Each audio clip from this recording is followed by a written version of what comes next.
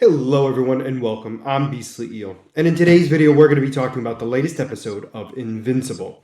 So, in this episode, we're going to be talking about the present and the past.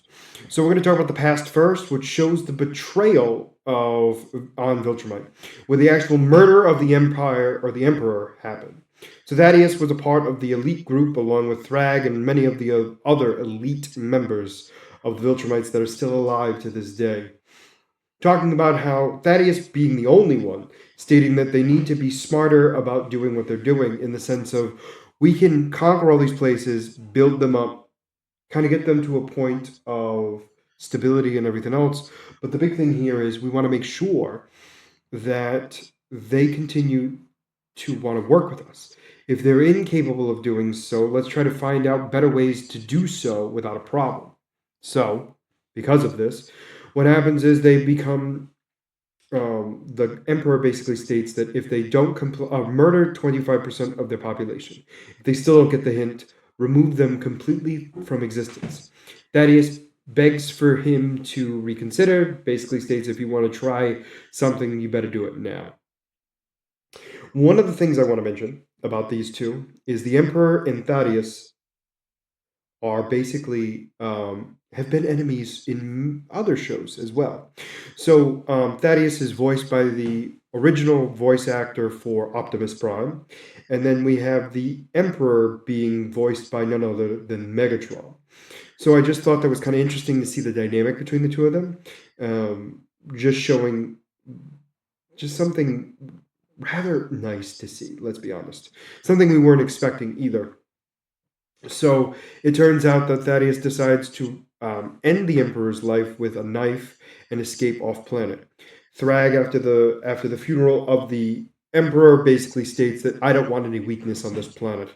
And it turns into a bloodbath. Quite literally, Viltrumites all over the place just attacking each other to prove that they are not weak. The big thing I want to mention about this, though, is it's not quite honestly who's stronger in the stereotypical sense, like not just physically stronger, but the idea is combat wise stronger. What I mean by that is their combat experience, combat intelligence, really showing and demonstrating exactly how powerful they can be. And then when he comes out, there's very few left, and they were going to continue to kill each other. And he basically states, "No, we're done. I think enough of us have understood what's going on, and we are going to work as a team now." And that's how the past, basically showing how crazy Thrag is, and how Thrag became the interim emperor because they're waiting for an heir to take his place, which I think is interesting in and of itself. So the resistance basically decides that they're going to have their best warriors go up against, make it to Viltrum, and all hunt down Thrag and take him out together. Omni-Man is basically stating that he doesn't think anybody should be attacking him by themselves because they need to work together as a team. Nobody's really thrilled with this. Nobody's really understanding of why that is, but Nolan basically states that Thrag is the strongest Viltrumite ever to exist, and that nobody would be able to take him out one-on-one, but that they would need to be a group together to be able to take him out. So they decide that they, are going there. So it's Alan, Battle Beast, Invincible, Oliver, Tech Knight, and Thaddeus himself. And I forget if he's there yet. No, that's it. And they all go. Because I don't think the Space Rider was there. Maybe he was. He was there, but he wasn't actually. It's kind of weird. He was present, but he showed up later. But he was there at that moment. So they all leave together. And turns out that Thrag was waiting for them, and the entire remaining Viltrumites begin to attack all of them. And it turns into a bloodbath. Thrag shows up and is just watching as everyone's fighting around him, and he's doing nothing. It gets to the point where it becomes like I said, a big bloodbath until what happens? There's a few things that happen because Thaddeus gets sliced in the back. A bunch of hitting happens. Oh, I remember. So it turns into a big fight, and everyone's seeing. Nobody's really attacking Thrag, and everyone else is kind of just fighting each other. To the point where he punches Nolan to the planet. Fly down, they have a conversation, basically explaining, like, I want you to be a part of our empire again. We need you. We need Viltrumites to be united once again. And Nolan's like, this isn't a home anymore. It can't be. It's a tomb more than anything else. It's where we lost everything. And Thrag just didn't want to hear it. Punches him back up and flies up there. Oliver tries to attack him, punches him, hurts his arm.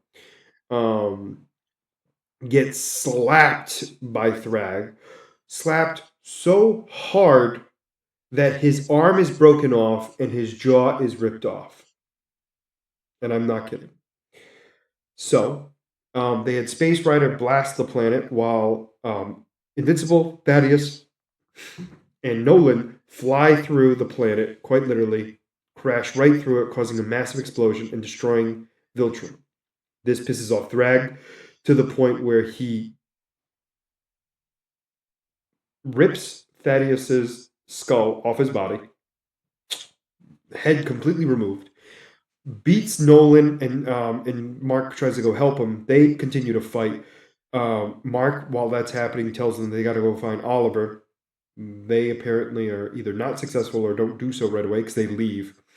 And then it's just Nolan and Mark versus Thrag. And let's just say Thrag is a big threat where he rips his arm right through Nolan's guts and smacks him to the side. And Invincible starts trying to beat him down with his fists, unable to do so, to the point where he then punches Mark, grabs him, and then squeezes his eyes. To the point where something stops him midway and gets him to realize that he needs to stop killing Viltrumites. So basically, the idea is they all just disappear. They leave Nolan and Mark there. So they wake up months later. No, weeks later? I forget. Mark's healed. Nolan woke up like a day earlier or a few hours earlier. And Oliver is in a healing tank with a robotic arm and a robotic jaw. Or cybernetic arm and cybernetic jaw. So the whole idea is they're kind of surprised that Thrag let them live. And then Mark finally realized the reason why and where they are, because nobody could find any of the Viltrumites anywhere. And Mark realized that they obviously had to have been to Earth. So that's how the episode ends. So one of the big things here is the idea is they're going to Earth to breed with the humans to create a massive amount of population to try to basically regrow the Viltrumite Empire. We'll have to wait and see what happens when they all fly to Earth, because the next episode is the season finale. So we're going to have to wait and see what happens there. I don't know if we're going to be getting a fight or not. It's going to be very interesting to see what happens there, but we'll have to wait and see, because there'll be a lot of Viltrumites coming to Earth where Cecil will be very concerned. But overall, let me know what you guys thought about this episode down in the comments below. Did you like it? Did you not? And why? And as always, if you like the content you see, please make sure to like and subscribe down below. Other than that, there's going to be Beastly Eel signing out. Have a wonderful night. Bye-bye.